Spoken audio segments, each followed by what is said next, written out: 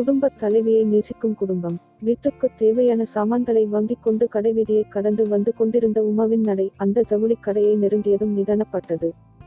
கடை வாசலில் அலங்காரமாய் நின்ற அந்த பொம்மையின் மீது அவள் பார்வை நிலைத்தது. நீல நிறத்தில் சின்ன சின்ன பூக்கள் டிசைன் பளிச்சென்று தெரிந்த சில்க் புடவையை அந்த பொம்மைக்கு வெகு நேர்த்தியாக அணிவித்திருந்தார்கள். தூரத்திலிருந்து பார்த்தால் நிஜமான பெண் ஒருவர் நளினமாக அங்கே நிற்பது போன்ற பிரமையை ஏற்படுத்தும் தோற்றம். ஒவ்வொரு நாளும் தினுசு தினுசான புடவைகளில் வர்ணஜலத்தை பரப்பிக் கொண்டு நிற்கும் அந்த பொம்மையை பார்க்கும் போது உமாவின் மனதில் லேசாக பொறாமை எழுவதுண்டு. கைக்காசு செல வழியாமல் விதவிதமான புடவைகளில் அழகாக நின்று தன்னை போன்று அந்தப் பக்கமாய் நடந்து செல்லுகிற பெண்களின் கவனத்தை அந்த பொம்மை ஈர்க்கிறதே. இப்படி கடை முன் நின்று அதையும் விசிறிகளைப் போல் மடித்து தொங்கவிடப்பட்டிருந்த மற்ற புடவைகளையும் உற்று பார்த்து ஏக்கப் பெருமூச்சு விட்டு அவள் போவது அது முதல் முறை அல்ல. அப்போது மனசுக்குள் தோன்றும் ஏக்கமும் லேசான ஏமாற்றமும் நிரந்தரமானதல்ல. கடையை கடந்து சென்று விட்டால் அவை மறைந்து போகும்.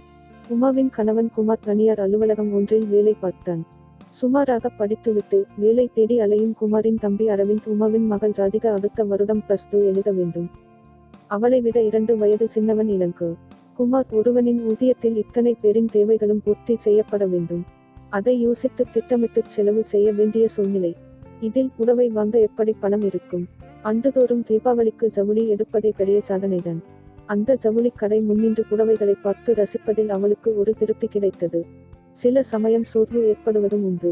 இன்னும் எத்தனை ஆண்டுகள் இப்படி பணப்பற்றாக்குறையோடு யுத்தம் நடத்த வேண்டுமோ? அரவிந்துக்கு வேலை கிடைத்துவிட்டால் அவன் ஓரளவு கை கொடுக்கலாம். ஆனால் அப்போது ராதிகாவும் இளங்கோவும் கல்லூரியில் சேர்ந்தார்களானால் யோசித்துக் கொண்டிருக்கும் போதே அவளுடைய கைபேசி அழைத்தது. அரவிந்த் பேசினான். அண்ணி, இன்னிக்கும் நான் வரலேட்டாகும். என் சிநேகிதன் ஒருத்தனுக்கு பிறந்த நாள். சாப்பாடு வைக்காதீங்கள். சரி. தொடர்பு துண்டிக்கப்பட்டது. கொஞ்ச நாட்களாகவே அரவிந்த் ஊர்சுற்றுவது அதிகமாகிவிட்டது. அவன் எதிர்பார்க்கிற அளவுக்குச் சம்பளத்தில் வேலை கிடைக்காவிட்டால் என்ன? கிடைத்த வேலைக்குச் செல்லலாமே. குமாரிடம் சொல்லி நல்லவிதமாக அவனுக்கு புரிய வைக்க வேண்டும். வீடு திரும்பியதும் ராதிகா இன்னும் பள்ளியிலிருந்து திரும்பவில்லை என்று தெரிந்து உமாவுக்கு டென்ஷன் ஏறியது. பெண்கள் தெருவில் நடந்து போனால் அவளை பின்தொடர்ந்து செல்லும் இளவட்டங்களின் ரவுடித்தனத்தைப் பற்றி தினசரிகளில் படித்த செய்திகள் அவள் மனதில் அலையடித்து திகிலூட்டுவதாக இருந்தது. ராதிகா நிதானமாக இரவு 7:30 மணிக்கு வந்தபோது அவளை வாசலிலேயே நிறுத்தி கேள்வி கேட்க நினைத்த உமாவிடம், சாரிம்மா, சொல்ல மறந்துட்டேன். எங்க இங்கிலீஷ் மிஸ் நடுவிலே உடம்பு சரியில்லாம கிளாஸ் எடுக்காததால் அதை மேக்கப் பண்ண ஸ்பெஷல் கிளாஸ் வச்சிட்டாங்க. போர்ஷன்ஸ் எல்லாம் முடிக்கணுமில்லை. அதனால் இன்னும் கொஞ்ச நாளைக்கு நான் இந்த டயத்துக்குத்தான் வீடு திரும்பும்படி இருக்கும் என்று கெஞ்சும் குரலில் சொன்னதும் பரிதாபப்பட்டு பேசாமல் இருந்துவிட்டாள். இருந்தாலும் மனம் ஏனோ சஞ்சலப்பட்டது. ஸ்பெஷல் கிளாஸ் முடிஞ்சு தனியாகவா வந்தே என்றான். நாளையிலிருந்து நான் வந்து அழைச்சுக்கிட்டு வரட்டுமா? அம்மா, அதுக்குள் கவலையா? நான் வளர்ந்து கிட்டிருக்கேன் அம்மா. வாழ்க்கையை தனியாக எதிர்கொள்ளும் துணிவு வர எனக்கு இந்த அளவுக்காவது சுதந்திரம் கொடுங்கள். ராதிகா சொல்வதிலும் நியாயம் இருப்பதாகப்பட்டது. உமா பதில் சொல்லாமல் தன் வேலையில் ஈடுபட்டாள். குமார் களைப்புடன் வீடு திரும்பிய போது உமாவுக்கு அன்றைய தினத்தின் நடப்புகளை அவனிடம் சொல்ல வேண்டாம் என்று தோன்றிவிட்டது. மறுநாள் காலையில் ராதிகாவும் இளங்கோவும் பள்ளிக்கூடத்திற்கு கிளம்பிச் சென்றதும் குமார் அலுவலகத்துக்கு புறப்பட்டான். அரவிந்த் தயாராகி வந்து நின்று, அண்ணி, இன்னிக்கும் நான் வரலேட்டாகும் என்றான். நீ செய்யறது உனக்கே நல்ல இருக்கா? சீக்கிரம் ஒரு வேலையை தேடிக்காம இப்படி ஊரை சுத்தறியே என்று மாமியார் அவனை பிடித்துக் கொள்ளவே தானும் புகுந்து அவனுக்கு அறிவுரை வழங்க வேண்டாம் என்று உமா விட்டு விட்டாள். அன்றாட வேலை பொறுப்புகளில் மூழ்கியதும் அவளுக்கு மற்ற விஷயங்கள் அனைத்துமே மறந்து போயிற்று. ஒரு நாள் உமா கோவிலுக்குச் சென்று தரிசனத்தை முடித்துக் கொண்டு வெளியே வந்தபோது அவள் சிநேகிதி சாரு எதிர்பட்டாள். ஹலோ உமா, எப்படி இருக்கே? நானே உன்னை போனில் கூப்பிடணும்னு நினைச்சேன். என்ன விஷயம்? என் நாத்தனாருக்கு பிறந்த நாள் வருதுன்னு சேலை எடுக்க போனேன். அங்கே கடையில் உன் பெண் ராதிகா சேல்ஸ் கேர்னா நின்னுக்கிட்டிருந்ததை பார்த்ததும் ஒரு நிமிஷம் திகைச்சு போயிட்டேன். வெக்கேஷன் ஜாப்னு சொன்னாள். வெக்கேஷனா? ஆமாம், பரீட்சை முடிஞ்ச ஸ்கூல்களுக்கு லீவு விட்டச்சே. இனி ஜனவரி முதல் வாரம்தான் திறப்பாங்க. சும்மா சொல்லக்கூடாது.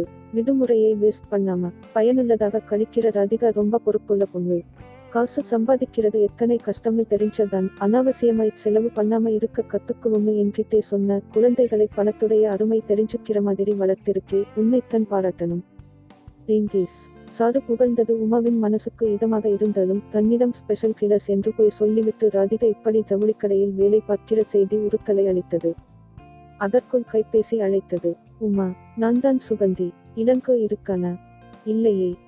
அவன் இன்னிக்கு காலையிலே எங்க வீட்டுக்கு பெப்பர் போட மறந்துட்டான்.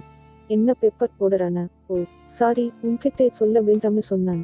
மறந்து உளறிட்டேன், மன்னிச்சுக்க. வெச்சிடறேன். உமாவுக்கு தலை சுற்றியது. தன்னைச் சுற்றி என்னதான் நடக்கிறது? அரவிந்த் தினமும் லேட்டாக வருகிறான். இளங்கோ காலையில் எழுந்து ஜாகிங் போவதாகச் சொல்லிவிட்டு தினசரிகள் விநியோகிக்கப் போகிறான் போல. ராதிகா ஜவுளிக்கடையில் வெக்கேஷன் ஜாப் பண்ணுகிறாள். இதெல்லாம் குமாருக்கு தெரிய வந்தால் என்ன நடக்குமோ? இன்றைக்கு அவர்களை நிறுத்தி விளக்கம் கேட்க வேண்டும் என்ற உறுதியில் சமையல் முடித்துவிட்டு பதட்டத்துடன் வாசலுக்கும் உள்ளுக்குமாய் உமா நடந்து கொண்டிருந்தபோது குமாரின் டூவீலர் வந்து வாசலில் நின்றது. பின்னால் ராதிகா, இளங்கோ, அரவிந்த் மூவரும் நடந்து வந்தார்கள். ராதிகாவின் கையில் பெரிய பை. என்ன பசங்களா, எல்லோருமா எங்கே போயிட்டு வர்றீங்க? உமா கோபத்துடன் கேட்டாள். எல்லோருமா சேர்ந்து உனக்கு ஒரு புது வருஷ கிஃப்ட் வாங்கி இருக்காங்க உமா. இந்த குடும்பத்துக்காக நீ எப்பவும் உழைக்கிறியாம்.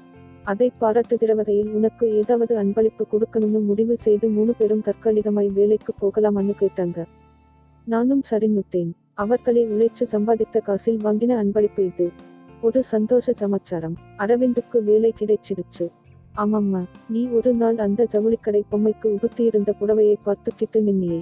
அன்னிக்கு நான் அந்த கடையில் தான் இருந்தேன். அன்னைக்கே நான் அந்த புடவையை வாங்கிடணும்னு முடிவு பண்ணிட்டேன். பாட்டி, இந்தாங்க உங்களுக்கும் ஒரு புடவை. அப்பா, உங்களுக்கும் இந்த சின்ன அன்பளிப்பு பாக்ஸ். இதை நாங்க கொடுக்கிற நேரம் நல்லதாக இருந்து. எப்பவும் இது நிறைய பணம் இருந்துக்கிட்டே இருக்கணும். ராதிகா அன்புடன் சொல்லிவிட்டு உமாவை அணைத்துக் கொண்டாள்.